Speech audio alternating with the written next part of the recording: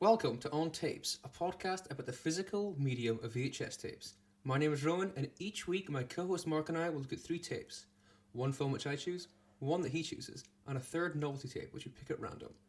What do we have in store for ourselves today, Mark? Well, I'm getting worse at that. this week, Rowan, we've got Catherine Bigelow's Blue Steel, a thriller from 1990. Scooby-Doo and the Cyber Chase. A thriller from 2001. Yes. And what was it called? Scottish Train... Classic Train Journeys Volume 1, Scotland. Scottish Train Journey crap or whatever. Where are we beginning? I think we should start with Blue Steel.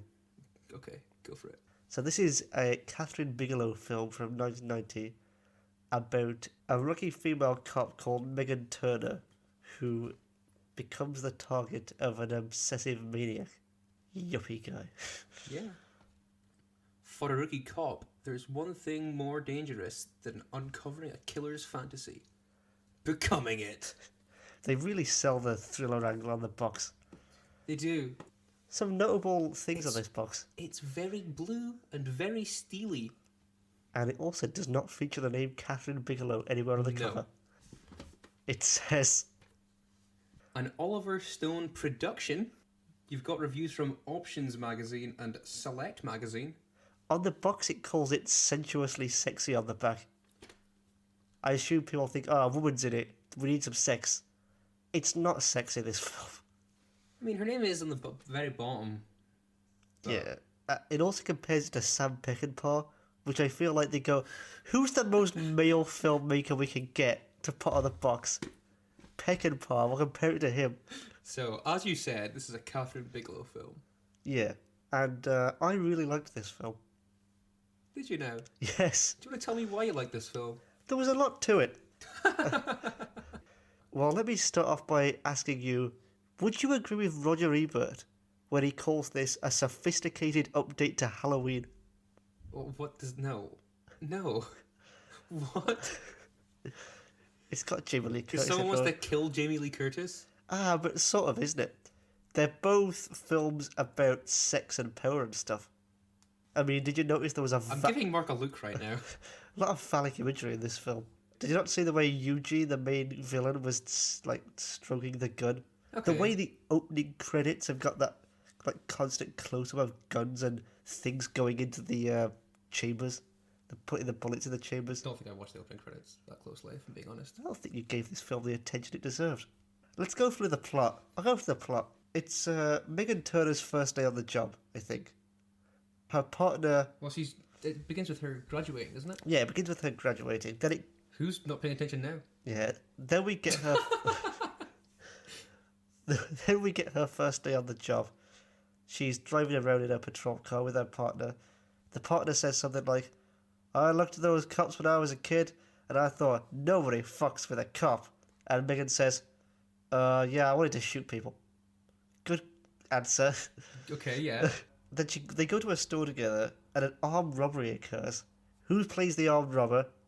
That's right, Tom Sizemore, the sleaziest man in film, who would later be the villain in Catherine Bigelow's Strange Days, another film about cops and police brutality. Good film. As she's approaching the robber with the gun, she's got this terrified look on her face. And it's really like, you don't know what's going to happen. The robber realizes she's there and responds, get out of my face, baby! Like she's this annoying girlfriend who won't leave him alone. Mm-hmm. So I think that's already setting up the whole she's a girl cop dynamic thing. And we discover... Can I just say, that scene was shot incredibly dramatically. Every piece of action in this film is shot way too dramatic. No, I love that. It's so totally weird. It's totally weird because the rest of the film is dull. No, what do you want about? And then something will happen, like an action scene, and everything is just turned up to the max. It's so good. And then it'll go straight back down to like 2. It's so good. Okay, she kills the robber, but one of the bystanders, who's like this Wall Street yuppie schlub, shouted to Oliver Stone, picks up the gun, starts using it as a way to feel like a big man. Because he's like, you first see him when he goes back to work, he's sort of drowned out by the impersonal nature of Wall Street finance. Then he starts turning a bit into Patrick Bateman. Right, okay. Yeah. she gets into trouble because there's no gun found at the scene, and her bosses are trying to drum her out a bit. One of the bosses makes a sexist joke at the hearing. Then we see a bit of her difficulties in love because she's a cop. Yeah. She's at a party, and some guy's like, "You're a good-looking woman. Why would you like to become a cop?" Which is good stuff. But then Eugene ends up sort of fixing it, so they start dating. Yeah. It's part of the plan. Yeah, his weird plan. Because he's got a bit mad by this point, you see. He does the Travis Bickle thing at one point with a gun. Points at his mirror. Yeah, he's giving her a ride in his helicopter because he wants to feel like a big man, and they're looking at all these skyscrapers that look quite phallic. You say that I'm reading into stuff with this phallic imagery, but the film is about impotence. The reason why Megan becomes a cop, as we discover later, is partly because her dad was abusive towards her mum. Yeah. And then she later arrests him. That's quite a good scene. Yeah. The reason why Eugene... Something happened in that scene. Yes. The reason why Eugene goes on this power fantasy is because he feels impotent due to being a white-collar worker. It's very Freudian. That's what I'm saying. All right.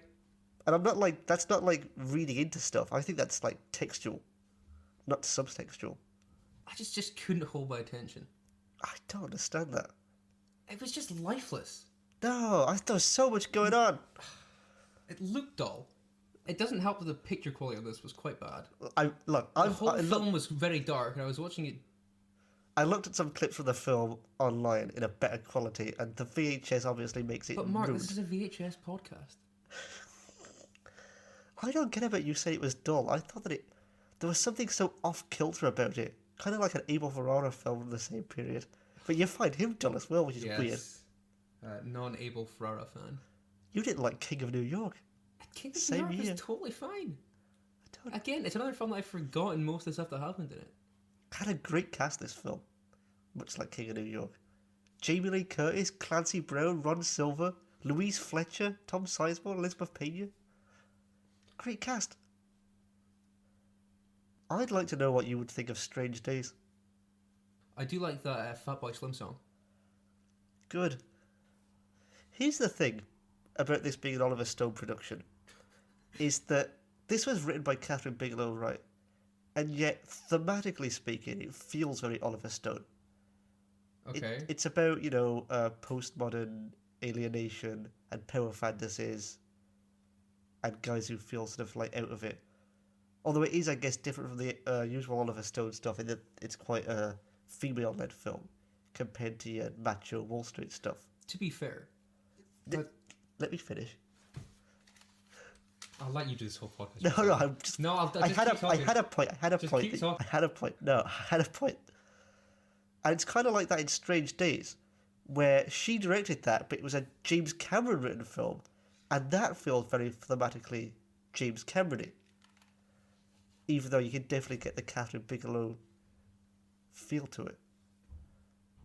To be fair, right before I watched this, I had watched like 3 films about cops, and I just couldn't care less. And this is the dullest of them, the ones I watched. And I was just sick of it. Is that like the big shootout at the end? I forgot it was a shootout already. There's a big shootout on Wall Street.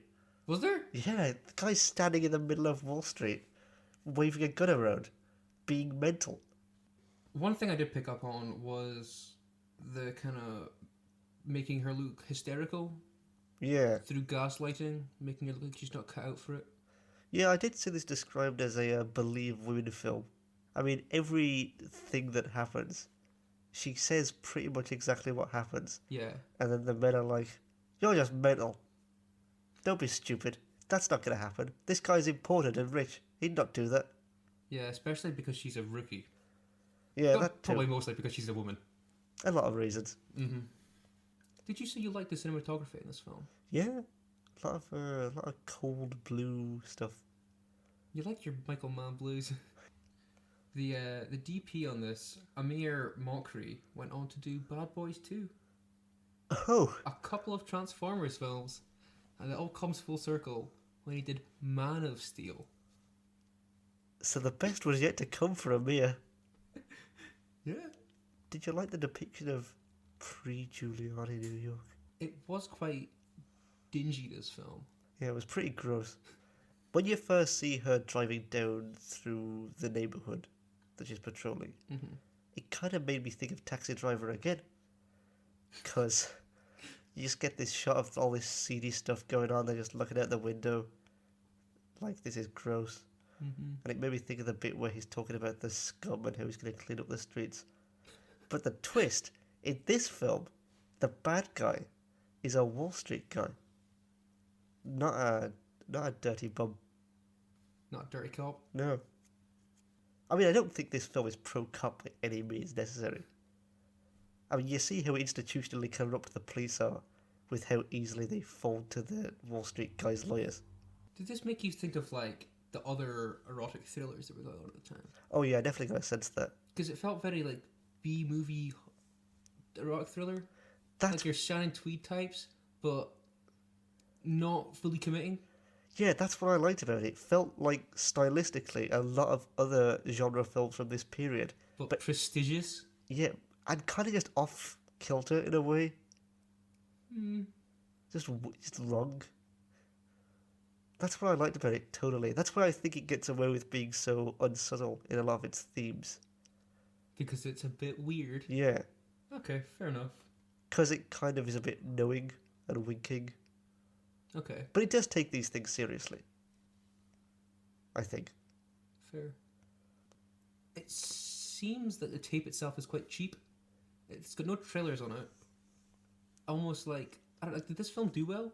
I don't think so. Yeah, that's probably why they just put it on tape and didn't put too much thought into it.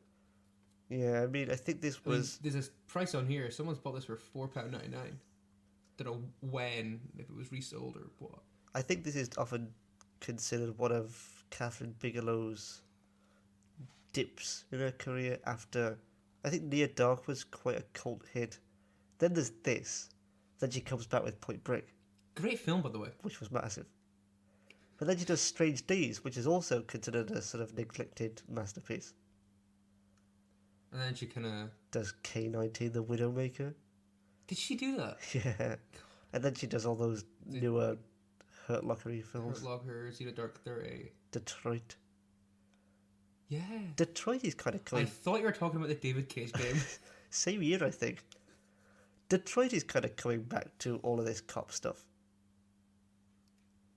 I don't know anything about Well, Detroit. I think it's similar in style to the Hurt Locker and Zero Dark 30. That kind of documentary style. Yeah, not a fan of that. I can't stand that. I've seen clips of Zero Dark 30 and I've seen...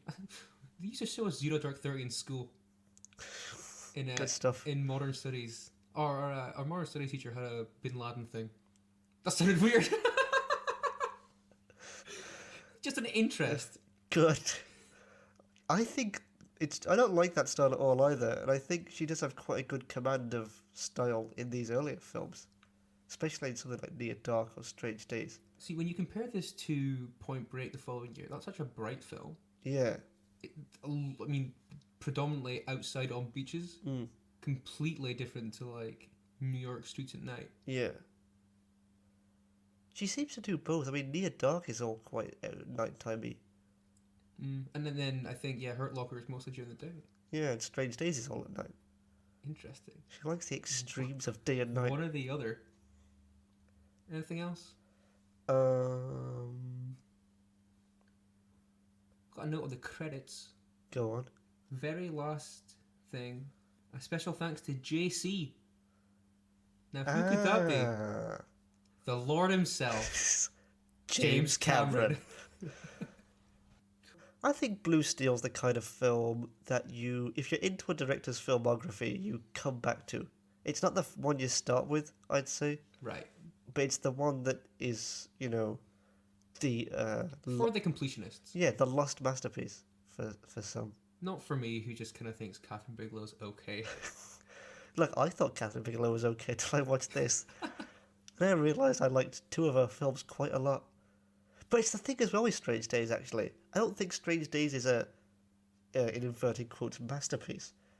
But there's something so interesting about it that it's much more It's much more interesting to me than some other stuff from that year. Okay. Like, I'd sooner rewatch Strange Days, even though I think it's quite flawed, than I would rewatch Apollo 13 or something. Anyway, Thanks, JC. moving on. So, Scooby-Dooby-Doo. where are you? What is this film, Mark? This is one of a series of films that came out in the late 90s and early 2000s. Film... You say that. This kind of straight-to-video DVD thing ran on for much longer than that. Yes, but I associate this particularly with the four... There's 4 films by the same director, Jim Stenstrom. This, Zombie Island, Witch's Ghost, and Alien Invaders. Of those 4, I'd say that Cyber Chase is easily the 3rd best. Really? Yeah. Okay, rank them. Well, Zombie Island is the best. Zombie Island is genuinely quite scary, if I recall correctly. I'm trying to remember which ones I had. I'm getting a list up now. And then there's obviously Witch's Ghost, which has the Hex Girls. Your And that favourite. classic song. I'm a Hex Girl and I'm gonna put a spell on you. And also Earth, Wind and Air, Fire and Air is a good song. Earth, Wind, Fire and Air. So, when I think... Because I used to be big into Scooby-Doo when I was younger. Me too, actually. And I definitely owned... The ones I remember most vividly are this and Alien Invasion. Yeah, the worst 2. But I'm looking at the ones that came after it. Between my brother and I definitely watched Monster of Mexico, The Loch Ness Monster, and I think Where's My Mummy? Aren't those the bad ones? Yeah, those were on DVD afterwards, and they were definitely kicking about my house when I was younger. The significant thing about all of these films as well is that, unlike in the show, all the monsters are real. Yeah. There's not a secret guy who's actually a code. Yeah, there's no unmasking. I was big into Scooby-Doo as a kid. I used to collect the Scooby-Doo magazines, which were educational. And every week, every month, Scooby-Doo would go to somewhere else in the world, and there'd be a comic where they'd solve a mystery, and then there'd also be a lot of little facts about the place that they'd gone to, history and culture and so on. I definitely had those as well. Probably not as big of a collection as you. You've since made a recipe. Yeah, they also came with recipes. What was the one that you made recently? Iranian helva cake. You liked it, of course, if I recall correctly. Did I try it? I think you had a bit. Oh, good. Quite nice. Thumbs up, Scooby. Yeah. There's one where he goes to Edinburgh Castle and makes shortbread. Getting into the tape. So this is literally my copy of Cyber Chase from when I was young Yes. that I brought for this episode. A lot of trailers on this tape. Yes. It opens with a trailer for Harry Potter and the Philosopher's Stone. Is that an adaptation of the popular novel? Which I remember very vividly from, I guess, playing this tape. And then they get less vivid in my mind. Like, See Spot Run. Don't know what that is. Dunno. Why were mobsters always in kids' films for a period? Was it because of Home Alone? I mean, they weren't mobsters. No. But there were definitely mobsters in kids' films a lot during this time. But you look at Joe Pesci and you think mobster. Yeah. Then there's The Wizard of Oz, of course. Which I don't remember this trailer very well. Ah, well, if you've never seen it, you've got a treat in store. Imagine watching this on tape with What, the Wizard of colours. The colours look so washed out. It's such a popular film, though. I'm sure it sold really well on VHS. Yeah, the guy who's narrating it sounds really bored. Well, I don't remember that one very well. But the Pokemon 3 trailer is stuck in my brain. Like, when I rewatched it, it tapped into a part of my memory that I'd completely forgotten about. That's the unknown one. What do you call them? The unknown? UNOWN? I always thought it was just unknown. Yeah. I think it's called Unknown Tower. But yeah, I remember that. Even though it's only like a teaser, I just remember seeing that a bunch. Then there's a Mary Kate and Ashley trailer. Don't remember that.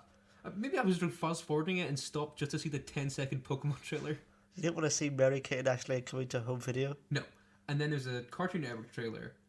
And then... Now, at the end of last week's episode, you said you may not have seen Cyber Chase, but you played the game. Played the game. So there's a trailer for the game. Not just a trailer. A tips video. This brought back so many memories for me. Remember THQ? Rip. Talk us through it. Well, it's like it's just an advert for the game and all of the stuff you can do in the game, and it's like find the Scooby snacks to progress to the next level. You can use Shaggy's pie throwing ability to defeat enemies. Basically, yeah, it's the game is just based on the film, but like the game that's in the film. As we will discover from the film, a lot of this film is just promo for the game. It really is. My favorite bit about this game trailer is that you make enemies disappear. Don't kill them. That would be bad for kids. The final thing before the film is the U certification.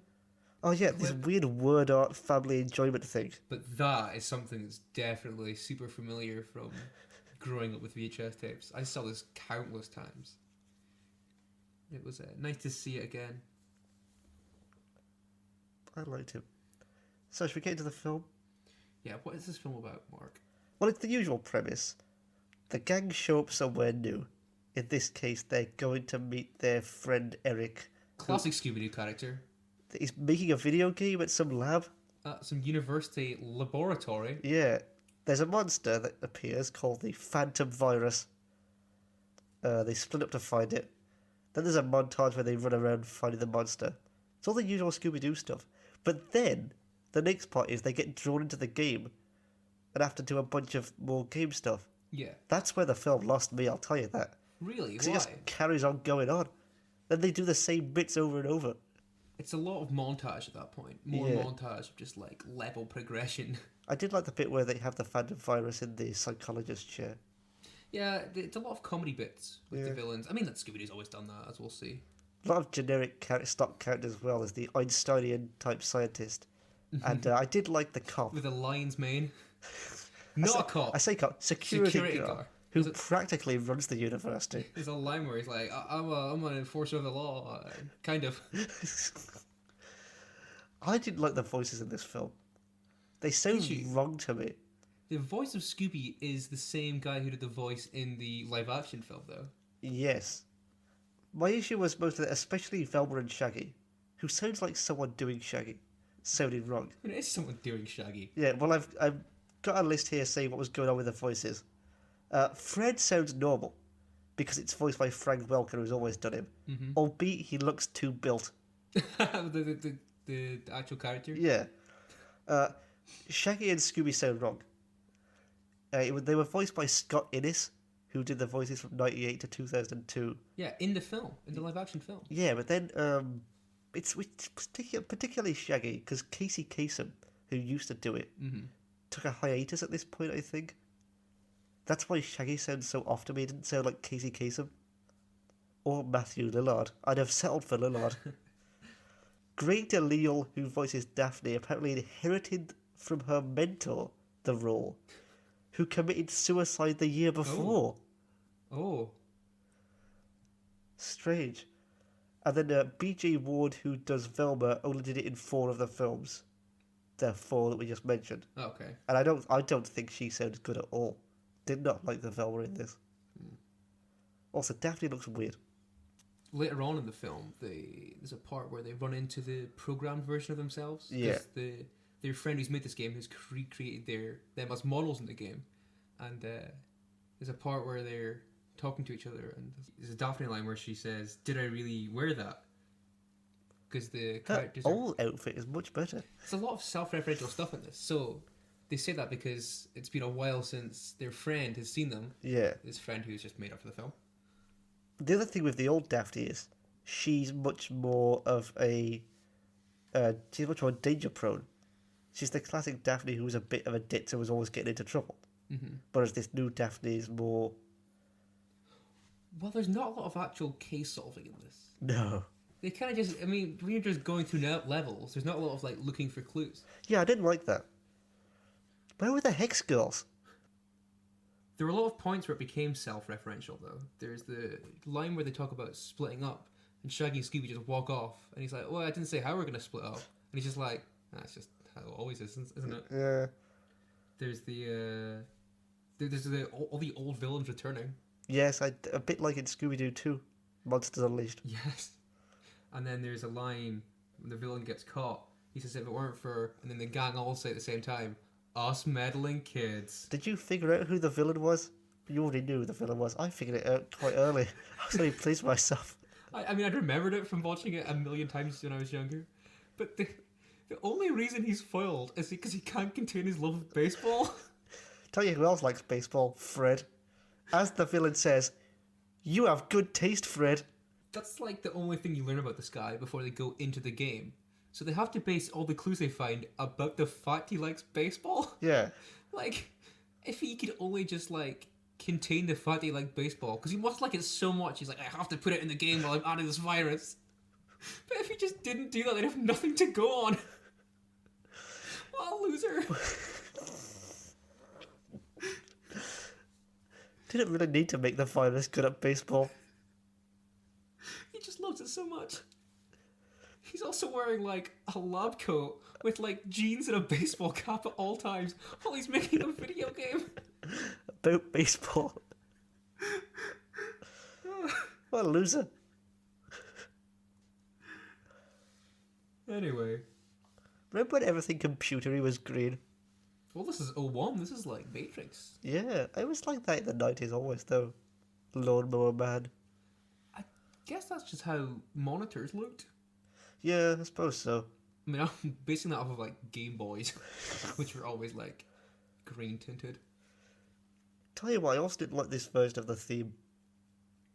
How did it go? It was just a different kind of early 2000s version.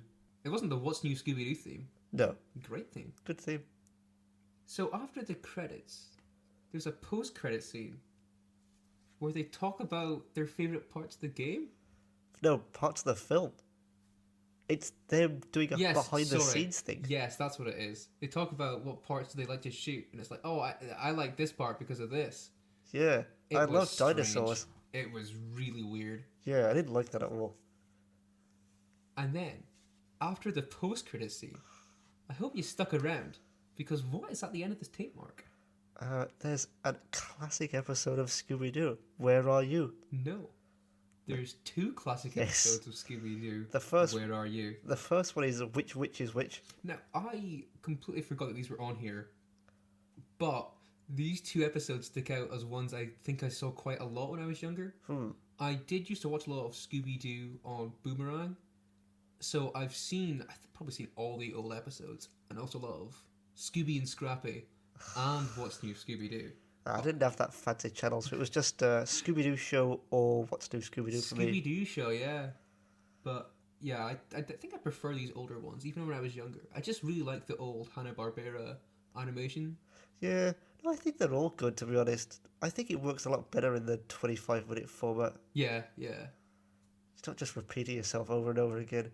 Especially because, I mean, they didn't do a lot of more intrigue setup in the feature length. Yeah. The same amount of, like, suspects, the same amount of, like, setting up who it could be. Yeah.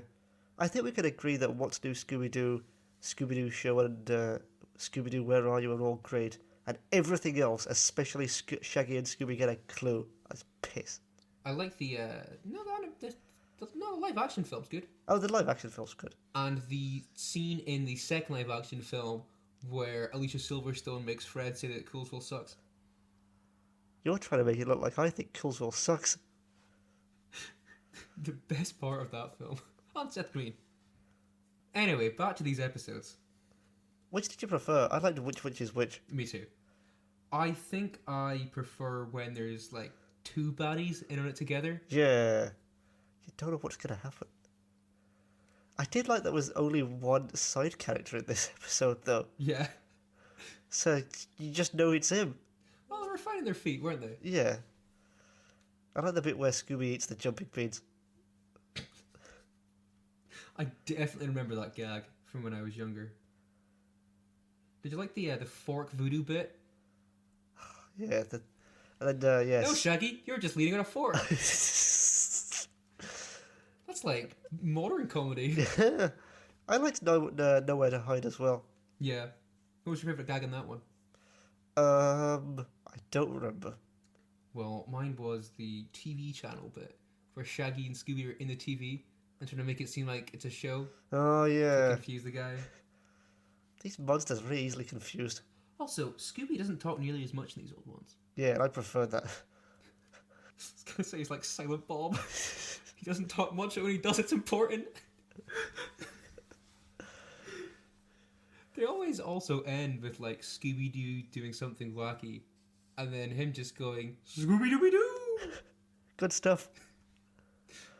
I'm glad Scooby doesn't talk as much in these old ones, because too much of him gets annoying after a while.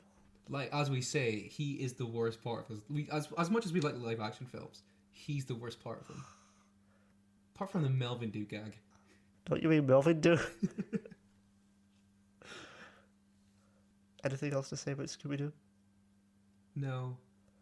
I think we should probably say R.I.P. Joe Ruby, co-creator of Scooby-Doo, Yeah. who died 2 weeks ago, I think. Yeah.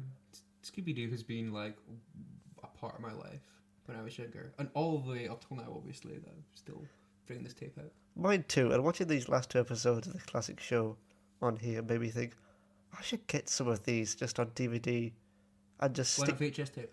Or yes, actually on a VHS tape, that would be better. And just stick them on if I'm bored. Yeah.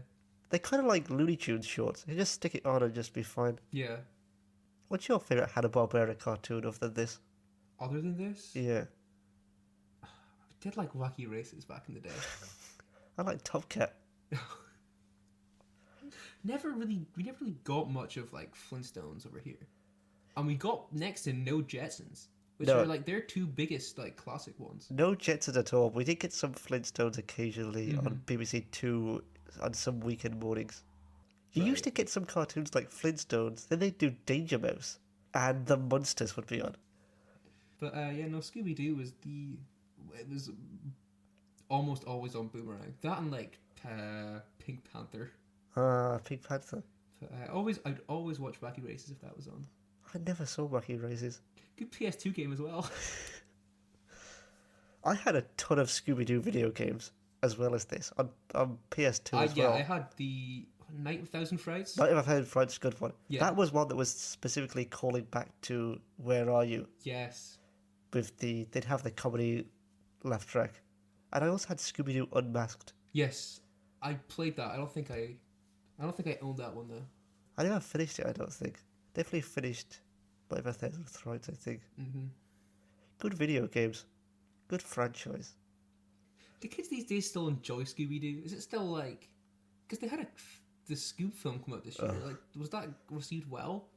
I don't know, wasn't that the same people who made the Top Cat film? I don't think kids know God. Top Cat these days. I hope the legacy of Scooby-Doo lives on though. Me too. Hope this podcast can somehow add to that. It's a simple premise that everyone can enjoy. Yeah. So the last one we've got is Classic Train Journeys Volume 1, Scotland. And I guess they'd already planned for Volumes 2 and 3 because they're advertised at the beginning of this. Mm-hmm. England and Wales. Or it was England and Wales, the other two. I assume so. Not Northern Ireland. And it's just a bunch of information about specific train journeys that you would take through Scotland. The first one featured is Glasgow to Gallaig. I wouldn't know. Then it's Edinburgh to Aberdeen, Inverness to Wick, and then Dingwall to Kyle of Lochash. Yes. And it'll give you information about them as it goes, and also show you a lot of unique drivers' views it advertises. I'll tell you what it reminded me of when it was going. In the 19th century, there was a genre of film called the Phantom Ride, where a cameraman would be strapped to the front of a train. And well, they had to have the cameraman there, not just the camera, because he had to be turning the crank. And they would just film a train going across a landscape. Mm-hmm. And the audiences loved it, because they'd never got that kind of view before. Unless, of course, they were hanging off the front of a train. Yes. Like Buster Keaton. Yes. But I imagine they probably hadn't been to... I watched that one train leaving Jerusalem station. I imagine if audiences in France, for instance, hadn't been to Jerusalem. Yeah. That was the first way they got motion in films. The first kind of tracking shot. Yes. The first thing I noticed about this was it opens in Glasgow and it shows you the Queen Street station, which since its for the past few years at least, has been going under a lot of renovations, and it looked so different to see it how it is at the beginning of this. Yeah. You also see Waverley Station at some point in this, which looks more or less the same. And then you get Aberdeen Station at one point as well. Don't show you much of that. No, you don't really get to see, obviously thanks to Union Square, the whole train station kind of exterior has changed, but you only get to see kind of the train arriving at the platform. Very disappointing. I was hoping for more Aberdeen content. Yeah. I of these, I think I'm obviously biased, I think the nicest looking one would be Edinburgh to Aberdeen, but it didn't really show a lot of the parts that I like. Like, it talked about going out of Dundee, there was a lot of stuff at either side of the track, and I'm like, I don't want to see that, I want to see the coastline. Nevertheless, you did have quite an intense reaction to the sight of Aberdeen approaching. Did cheer. As if I myself was going home. A lot of this was just kind of scenery. Yeah, pretty much. A lot of landscapes and bridges. A lot of train bridges. Yeah, there was quite a lot of interesting detail about the rail bridge. Fourth rail bridge. Yes. I quite liked all that stuff about how there was a crash at some point or something. You like the fact there was a crash? No. One of the things they mentioned is it's kind of like a thing that people, I've heard my whole life, about how by the time you finish painting the bridge, you need to have started back at the other side before the paint starts to fade again. And they bring that up in the tape. Do they paint the bridge? Yeah. Oh, so they do paint the bridge, but it's a continuous process of being painted. If you've ever driven to Edinburgh, if you look at the bridge, you kind of see they've got like, not like scaffolding, but for like off the side of it, they've constantly got work being done on the bridge. Seems like a waste. They say in this it's maintenance that's always going on. I've heard paint, but maybe that was just easier to explain to a young child.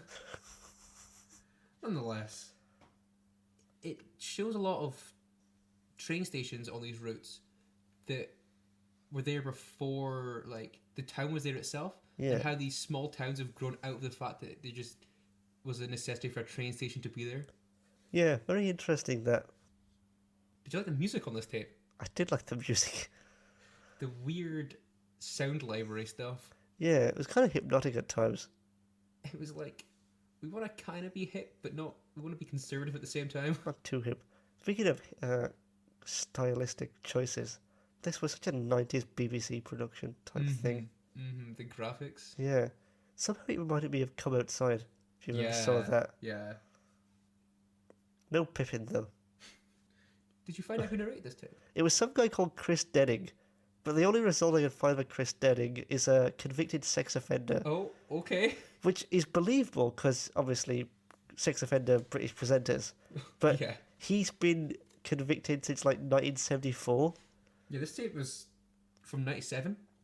Do you think he's had a career since then? You wouldn't have got the Chris Denning to do this. He's been off and off in jail from 1985 onwards. They advertise his voice. He's been off and on in jail since 1985. I don't know if it could be the same person.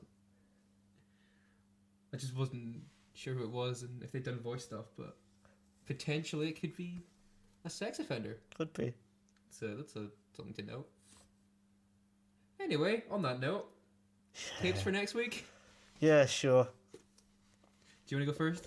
Yeah, I'll hand it over to you, and you can read it out. Save me the trouble. Romy and Michelle's high school reunion! Brilliant. Something quite light-hearted. Yes. Hope. We've talked about watching this film. Yeah. Long title. Have fun putting that in the description. In the video title. Really nice box. Symmetry. Yeah. There you go. Nice colours. Which one's which? Do you want to see what I've got? Yes, please. Ah! I tell you what, I've been meaning to watch this for a good long while, and I hope this is a good quality version. Well, if you read the front. Digitally remastered. He has handed me, ladies and gentlemen, The Invisible Man from 1933. Yes, the classic Universal Monsters film, The Invisible Man. Yes.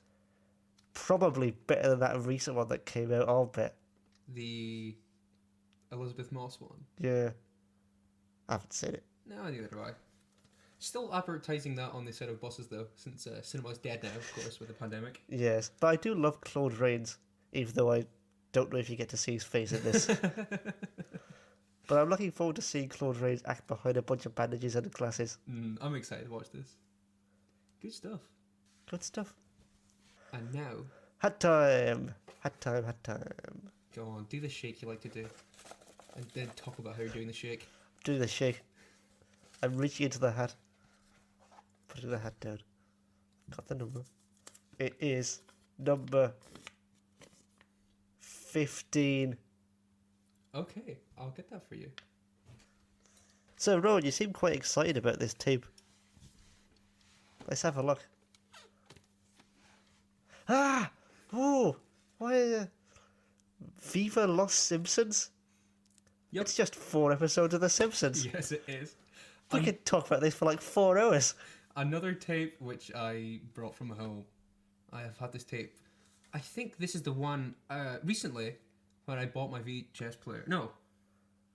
I think this is one that I had as a child. I have more Simpsons tapes now that I've bought at car boot sales, but I think... Let me see the episodes on it. I must take issue with the typo on the back. Well, I think this is... Yeah, this is one that I owned when I was younger. Because I've seen What is these that? episodes a lot. What does that second episode say, Rowan? Springfield. Yeah. What is the episode called? $ Pringfield. Yes. Or How I Learned to Stop Worrying and Love Legalized Gambling. 4 good episodes, though. Yeah. Because in my head, I always associate Viva Ned Flanders being super early. Yeah. Or not super early, but earlier. And I think it's because of this tape. I am so lucky. This is going to take forever. We're going to talk about this for 2 hours. Expect a long episode next time. I told you, I wanted to get more enjoyable ones that we can actually talk about. So I was like, what's better than The Simpsons for us? I forgot that Springfield is the one that begins with Henry Kissinger. It says that on the back. So 2 thumbs up for next week? Yeah.